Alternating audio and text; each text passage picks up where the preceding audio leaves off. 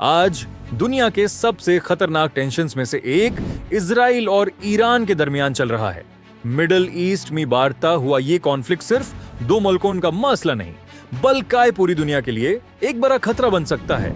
2025 और 2026 में सिचुएशन और ज्यादा सीरियस हो गई जब डायरेक्ट मिलिट्री अटैक्स शुरू हुए। एयर स्ट्राइक्स, मिसाइल्स और रीजनल ग्रुप्स के अटैक्स ने इस कॉन्फ्लिक्ट को और बढ़ा दिया। अगर हम हिस्ट्री देखें तो ईरान और इजराइल हमेशा दुश्मन नहीं थे। 1979 से पहले ईरान में शाह की हुकूमत थी और ईरान का इजराइल के साथ नॉर्मल रिलेशनशिप था। लेकिन 1979 इस्लामिक रिवॉल्यूशन के बाद सब कुछ बदल गया। नई ईरानी गवर्नमेंट ने इजराइल को अपना दुश्मन डिक्लेयर कर दिया। उसके बाद से दोनों मुल्क डायरेक्ट वॉर से बचने की कोशिश करते रहे, लेकिन प्रॉक्सी वॉर चलती रही। ईरान ने मिडिल ईस्ट में ग्रुप्स को सपोर्ट किया। इजराइल ने ईरान के न्यूक्लियर प्रोग्राम को रोकने के लिए कवर्ट ऑपरेशंस और साइबर अटैक्स किए। इजराइल का सबसे बड़ा कंसर्न ये है कि ईरान न्यूक्लियर वेपन बना सकता है जो इजराइल के लिए एग्जिस्टेंशियल थ्रेट हो सकता है। ईरान का कहना है कि उसका न्यूक्लियर प्रोग्राम सिर्फ एनर्जी और रिसर्च के लिए है, लेकिन इजराइल और कई वेस्टर्न कंट्रीज का कहना है कि Iran secretly nuclear weapon develop कर रहा है।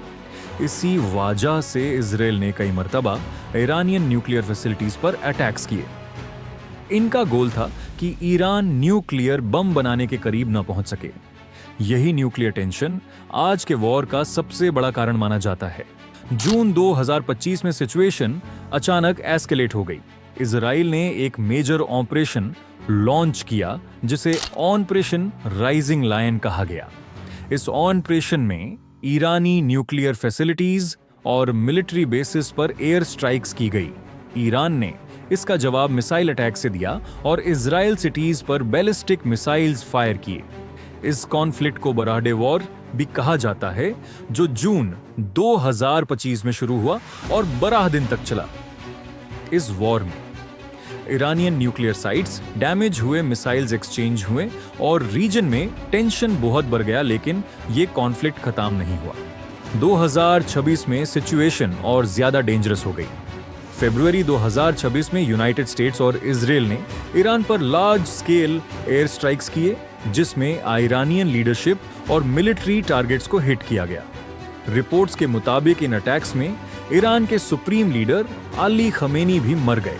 इसके बाद ईरान ने रिटेलिएट किया, मिसाइल्स इजराइल पर फायर किए, यूएस बेसिस को टारगेट किया और रीजनल ग्रुप्स को एक्टिवेट किया।